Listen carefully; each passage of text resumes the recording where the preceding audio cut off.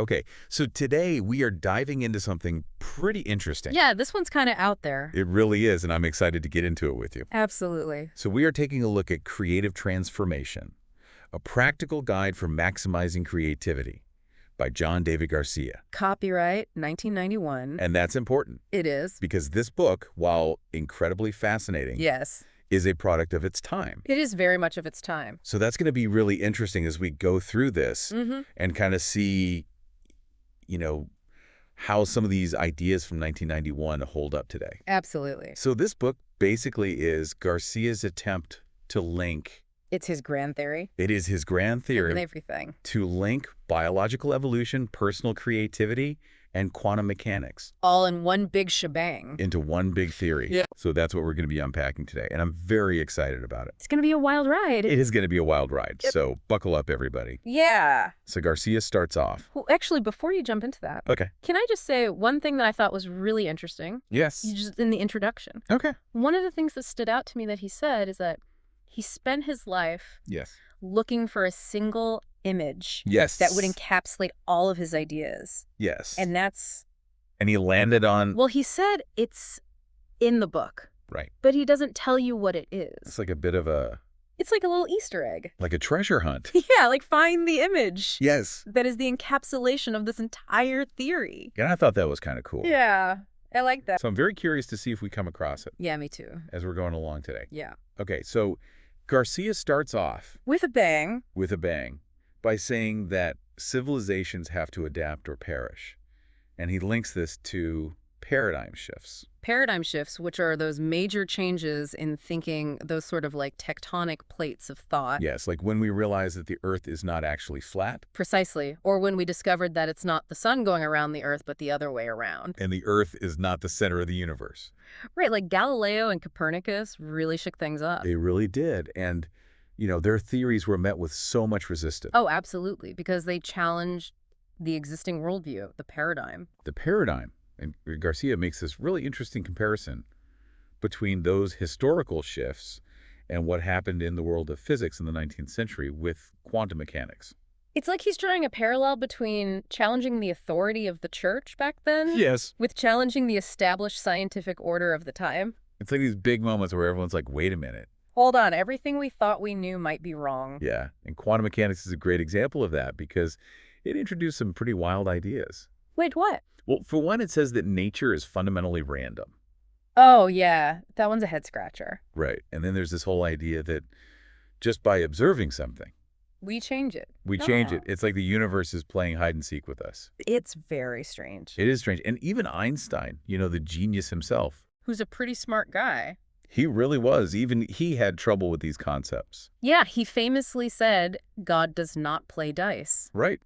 Because he believed there had to be some underlying order to the universe. Some grand plan. Right. And Garcia suggests that this resistance from Einstein stemmed from his deep-seated belief in a kind of moral order, Interesting. a sense that there must be something more than just randomness. Which is something that resonates with a lot of people, right? Not just scientists. Absolutely. It's a very human thing to look for meaning and order in the world. Right.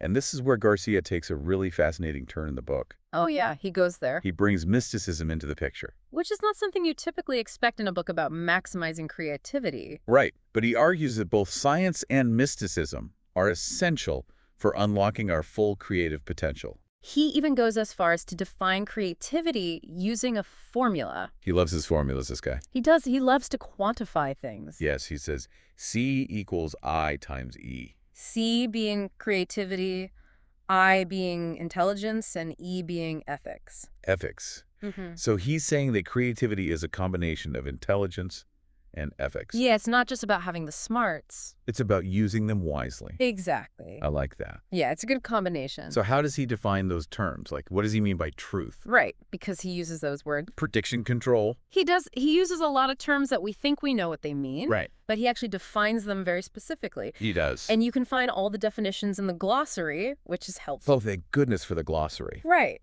Because otherwise you're like, wait, what did he mean by that? Exactly. Yeah. So what is truth? Well, according to Garcia, truth is any information that increases our ability to predict or control the objective world Okay. without hindering our ability to predict or control any other aspect of it. So it's about enhancing our understanding and interaction with the world? Exactly. Okay, that makes sense. And based on how people view these concepts of science and mysticism, Okay. he identifies 4 different personality types. 4 different personality He types. loves to categorize. Of course he does. So we've got mystical specialists, Okay. mystical scientists, scientific specialists, Okay. and scientific mystics. Scientific mystics. Yeah, so he's basically saying there's a spectrum Yeah. of how people approach these 2 ways of understanding the world. And where do you fall on the spectrum? Well, I think I'm probably somewhere in the middle, leaning a bit towards the scientific mystic side. Interesting. What about you? You know, I've always been drawn to the mystery of things, Yeah, but I also appreciate a good scientific explanation. right. So maybe I'm a mystical scientist, Could be a bit of both. a little bit of column A, a little bit of column B. Exactly. But here's the kicker. Garcia believes that it's the scientific mystics, Yes. the ones who can seamlessly blend these 2 paradigms. They're the bridge builders. They are the bridge builders, The integrators. who are the most creative. That's his theory. Fascinating. Yeah, it's like they can tap into both the rational and the intuitive. And that's where the magic happens. Exactly. The creative magic. And the creative magic. I love it. Okay, so we've got these personality types. We've got creativity defined as this combination of intelligence and ethics. Right. Where do we go from here? Well, Garcia then lays out 8 ethical principles. 8 ethical principles that he derives from what he calls evolutionary ethics. Okay, so he's getting really specific now. He's building his case. Okay, I'm ready. And the most fundamental principle, the one that underpins everything else, Okay. is this: actions that increase creativity are ethical. Okay. Actions that decrease creativity are unethical. Interesting. So he's basically saying that creativity is the ultimate good. Wow. Okay, so if something promotes creativity, it's inherently ethical. That's his argument. And if it hinders creativity, it's unethical. Yep, even inaction. Inaction. Yeah, he considers inaction to be potentially destructive because it's not contributing to the overall goal of increasing creativity. So we have a moral obligation to be creative. In a sense, yes. Wow. It's a bold statement. It really is. And it leads to this really interesting idea that you can't achieve ethical ends through unethical means.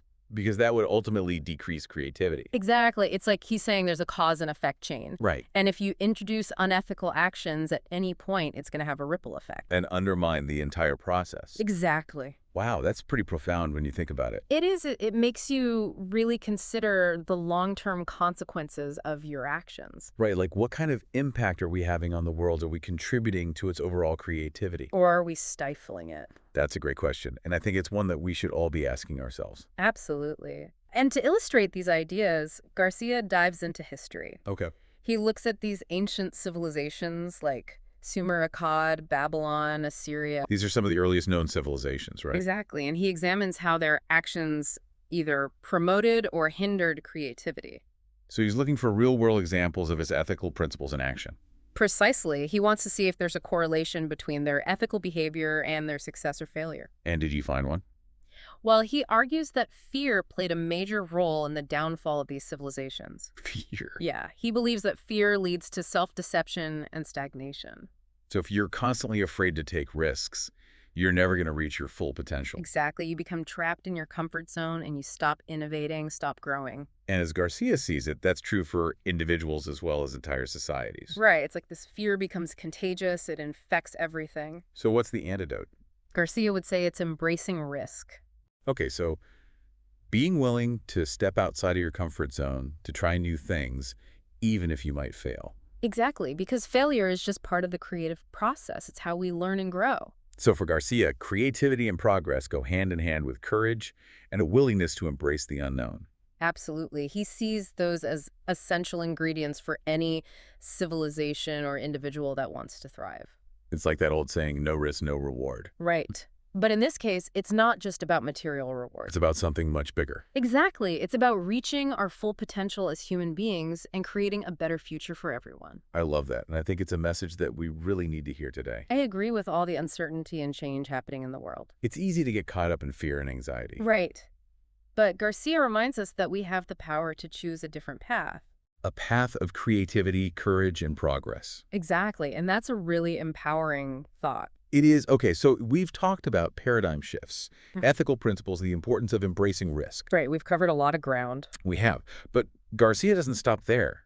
He takes things to a whole other level. Oh yeah, he's just getting started. Because now he wants to connect all of this to the evolution of matter and life itself. No small feat. No small feat indeed. And he does this through this concept he calls dimensional quadratures. Okay, so dimensional quadratures, it's a mouthful, I know. It is. But basically, it's his way of explaining how the universe evolves. Okay. He says it's not just about gradual changes over time. Okay. It's about these sudden leaps forward. Leaps forward. Like, imagine the universe taking a giant quantum leap. Whoa, okay. And instead of one big jump, it's actually 4 interconnected advancements happening simultaneously. 4 advancements all at once. That's a dimensional quadrature. Okay, I think I'm starting to get it. So it's like the universe is constantly evolving. Right. But every now and then it makes these huge leaps forward through these dimensional quadratures? Exactly. And he uses this concept to explain some of the biggest mysteries in science.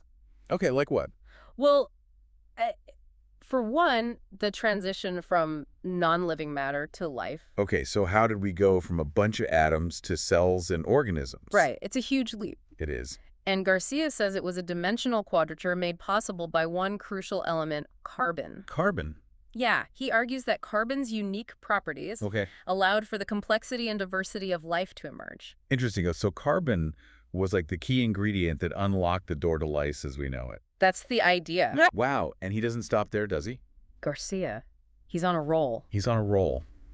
He's on a roll. What else does he apply this to? Well, he also suggests that the evolution of our brains, those incredible 3-pound universes inside our heads, Yes. that this also happened through dimensional quadratures. Okay, so we're not just talking about the origin of life. Now we're talking about the evolution of consciousness. Exactly. This is getting really deep. Oh, we're going deep down the rabbit hole with Garcia. I am here for it. Okay, so how does he break down the evolution of the brain? Well, he talks about these different layers of the brain Okay. that evolved over millions of years. Okay. He starts with the most primitive part, the reptilian complex, which controls our basic instincts. Okay, fight or flight, that kind of thing. Exactly. And then he layers on top of that the limbic system, which is responsible for emotions and social bonding. Okay. And then finally, we get to the neocortex, the most recently evolved part of our brain. The neocortex, the seat of higher thought, language, reasoning, all that good stuff. Exactly. And Garcia argues that each of these layers represents a dimensional quadrature, a major leap forward in cognitive abilities. So our brains are like a history book of evolution. That's a great way to put it. We carry around the remnants of our ancient ancestors in our very heads. That's wild. And he even goes as far as to suggest that even simple organisms like amoebas, Wow. the single-celled organisms. Yeah, even those tiny little guys exhibit a form of intelligence. Okay, now I'm really curious. How does he define intelligence? Well, he defines it as the ability of any system to predict or control aspects of the objective world. Okay, so it's not just about having a big brain or being able to solve complex equations. Right. It's about the ability to interact with the world around you in a meaningful way. Interesting. So even an amoeba with its simple movements and responses. Is exhibiting a basic form of intelligence. Okay, I see where he's going with this. And it all ties back to his definition of truth. Remember, Okay. truth is any information that increases our ability to predict or control the objective world. So the more intelligent we become, the more truth we're able to access. Exactly. And the more creative we can be. Because remember, creativity for Garcia is all about increasing truth. It all comes full circle. It does. He's weaving together these seemingly disparate ideas. Right, from the evolution of the universe to the inner workings of our brains. Into this grand tapestry of creativity. I love it. Okay, so we've explored the evolution of matter life, the brain. What's next on this wild ride? Well, now he wants to bring it all together. Okay, I'm ready. And talk about how we can maximize our own creativity. Yes, because that's what we're here for. Right? Exactly. So Garcia says that human creativity really took off with the neocortex. Okay, with the neocortex. That's when things really started to get interesting because the neocortex allows us to create machines. Machines. Yeah. Like computers and robots and stuff. Well, he was writing in 1991. That's true. So not quite computers and robots as we know them today, but tools. tools, exactly. Things that amplify our intelligence. Okay, so like even something as simple as a hammer Exactly. is a machine. It's a force multiplier. It's allowing us to do something that we couldn't do with our bare hands. Yeah. Exactly. I like Right. It's not our physical strength that makes us special, you know? Her brain. It's our ability to think, to imagine, to create, and to build tools that then enhance those abilities even further. So it's like this feedback loop. Exactly, a virtuous cycle of creativity. I like that. And he also talks about this idea of collective intelligence, Yes. which I find really interesting It's a fascinating concept. because it suggests that our intelligence isn't just our own. Right, it's not this isolated thing that we carry around in our heads. It's shaped by It's influenced by the people around us. the people around us, our culture, our history, all of it. So our individual creativity is actually part of this larger Collective intelligence. collective intelligence. It's sort of like a network of minds. Okay, and this network can either amplify our creativity. Or it can stifle it, Right. depending on the values and the goals of that network. So it's important to surround yourself with With people who inspire you, who challenge you, who help you to grow. people who encourage your creativity. Exactly. I like that. And Garcia also delves into the role of monogamy in human evolution. Yeah, that was a bit of a head-scratcher for me at first. Really? How so? Well, I didn't see the connection between monogamy and creativity, Okay. but his argument is that monogamy led to a more cooperative social structure, Oh, yeah. which then favored intelligence-based selection. So the smarter you were The more likely you were to find a mate. to pass on those genes. Exactly. Interesting. So he's saying that monogamy played a role in the rapid increase in brain size and complexity in humans. Wow. Okay. I never thought about it like that before. It's a different perspective, isn't it? It is. It is. And speaking of different perspectives, Garcia ends the book With a bang. with a bang. With this really intriguing concept called the game of life. The game of life. Okay. Tell me more. So imagine life as this grand game Okay. where we're all players, We're all players. but we're also the pieces on the board. Okay. That's interesting. And the goal of the game Yes. What is the goal? is to maximize our creativity, Okay. to express our unique potential. So to win the game of life. We need to embrace our free will Okay. and use it to create something meaningful. To make our mark on the world. Exactly. I like it. And you know what? I think that's a really empowering message It is. because it suggests that we have a choice. We always have a choice. We're not just pawns in some predetermined game. We have agency We have the power to shape our own destiny and the destiny of the world around us through our creativity. through our creativity. I love it. It's a beautiful thought. It is. And on that note, I think we've reached the end of our deep dive. Into the creative mind of John David Garcia. It's been a wild ride, It has. full of twists and turns and unexpected insights. Just like the creative process itself. Exactly. So if you're feeling inspired to go out and create something new, Whether it's a work of art, yeah, a new invention, or simply more meaningful life. then John David Garcia would say you're already winning the game of life. And that's our show for today. We hope you enjoyed this deep dive. And remember, keep those creative sparks flying. Until next time.